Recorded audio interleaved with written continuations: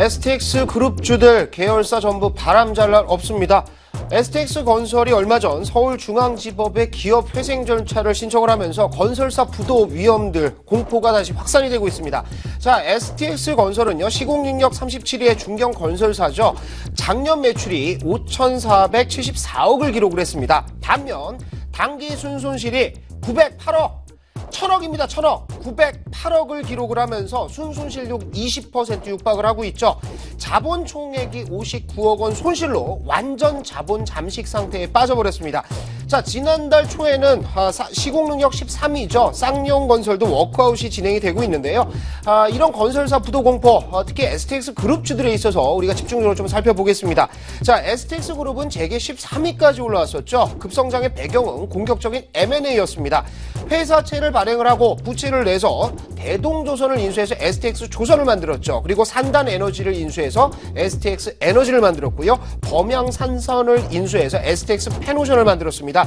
그룹 주력 계열사가 전부 조선과 해양 이쪽에 이제 수직 계열화를 만들었었는데 2008년 이전까지는 조선 해운업황 굉장히 좋았죠. 호황기에는 돈을 많이 벌었습니다. 하지만 경기 민감주의 특성이 뭐 있습니까? 경기가 안 좋아지면 급격하게 무너진다라는 거죠. 지금 큰 위기에 빠졌는데 여기에 부동산 경기까지 침체에 빠지면서 그룹사 전체적으로 재무 위기가 심화가 되고 있습니다. 자, 두산그룹뿐만이 아니라 쌍용그룹 그리고 STX 그룹까지 그리고 작은 그룹에서는 뭐 이수그룹까지 해서 건설사를 가지고 있는 그룹사 전체가 디스카운트 요인들이 발생하고 있는 상태인데요. 그룹사 전체적으로 봤을 때 부채 비율이 높은 그룹사들 절대적으로 피하셔야 되겠습니다. 적어도 우리나라에서 기관들처럼 더러운 매매하는 이 주체가 있다면 말이죠.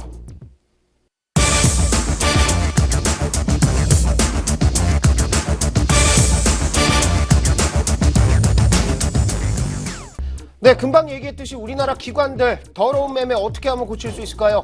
기관들 입장에서는 기분 나쁘겠지만 더러운 건 더러운 겁니다. 자, 지난 화요일이죠. 슈프리마가 장중 하한가 근처까지 급락하는 모습을 보였습니다. 급락의 원인 1분기 실적 발표였죠. 1분기 영업이익이 적자도 아닙니다. 33억을 발표해서 전년 동기 대비해서 42% 정도 감소했다는 얘기가 나오자마자 기관 중심으로 투매 물량들이 쏟아지는 모습을 보였습니다. 기관들 한마디 하고 싶네요. 야 임마, 슈프리마 좋다고 리포트 낸 게 니들이야 임마. 슈프리마의 기업 리포트들 한번 보시죠. 전부 다 좋다고 찬양 일색입니다. 나쁘다고 한 리포트 없죠. 실적 우려된다 리포트 없습니다. 주가는 아무도 모르는 거라고는 하지만요. 증권사 리포트 이래서는 안 될 것 같다는 생각이 들죠.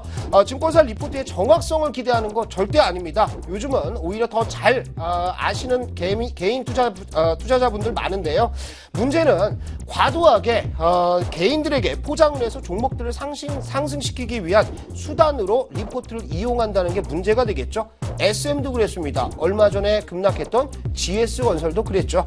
시장 더러워도 보통 더러운 게 아닙니다. 기관 못돼도 보통 못된 게 아니죠. 그제는 자사 인턴 직원이 자살했다는 뉴스가 나왔는데 사업상 계약 관계라고 이렇게 얼버무리는 모습들 이런 거 보면 정말로 한마디 또 해주고 싶습니다. 니들 그러다가 망해. 진짜 망해.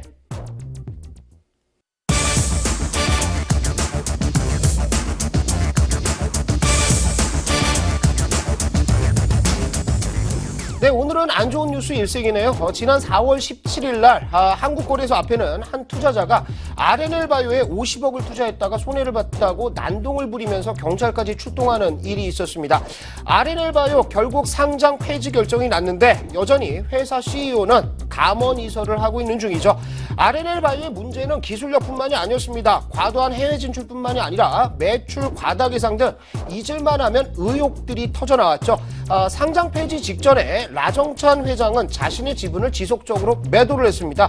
지돈 귀한 줄 알면서 개인 투자자 돈 귀한 줄 모르는 몹쓸 놈이라고 볼 수밖에 없을 것 같네요.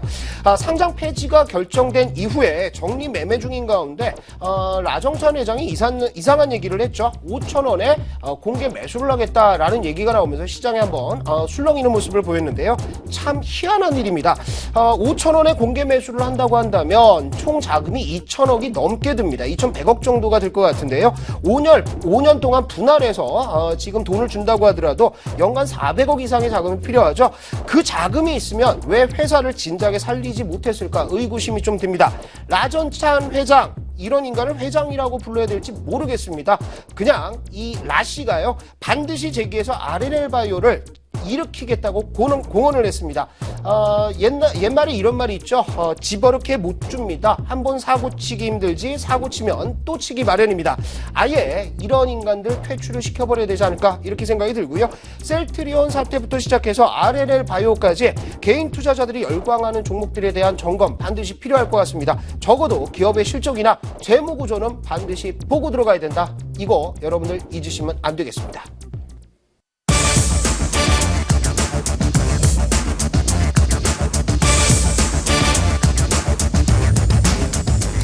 네, 조금 이번엔 가벼운 얘기하죠.